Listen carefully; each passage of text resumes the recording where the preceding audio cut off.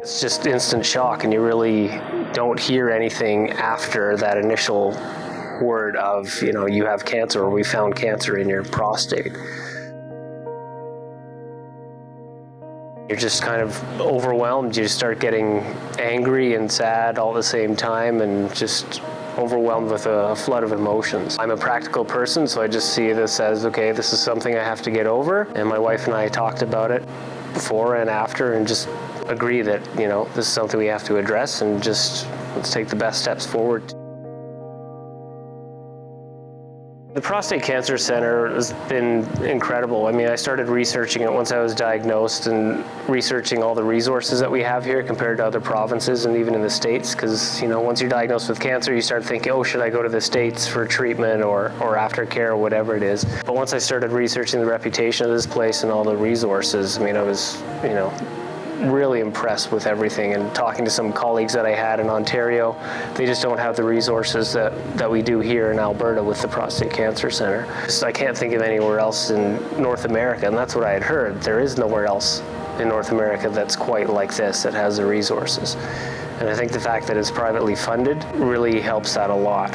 I think you're just going to see more and more men coming through these doors. The funding needs to be there for all the guys in Alberta that are going to be going through this. I just think it's helped me personally, like emotionally, physically, everything, just to understand it all,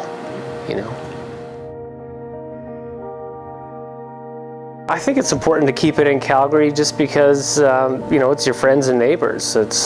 These are the people that you want to take care of. I'd imagine, first and foremost, it's top of mind, whether it's, a member of your family or a friend down the street, whatever it is. I think you need to support those guys with local funding to make sure that they're not looking for resources, out of province or out of country even, and they can have the comfort of home when they're going through all this emotional turmoil, and have all the funding and resources here locally where they live. PSA, it's an easy blood test. It's the most accurate thing we have.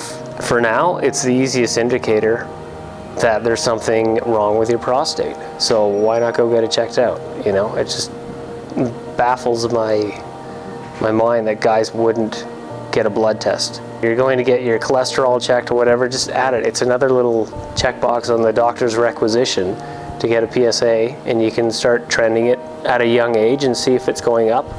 If it's going up, go to a urologist or go to your GP and start addressing the situation. But just ignoring it, that's such a guy thing to do.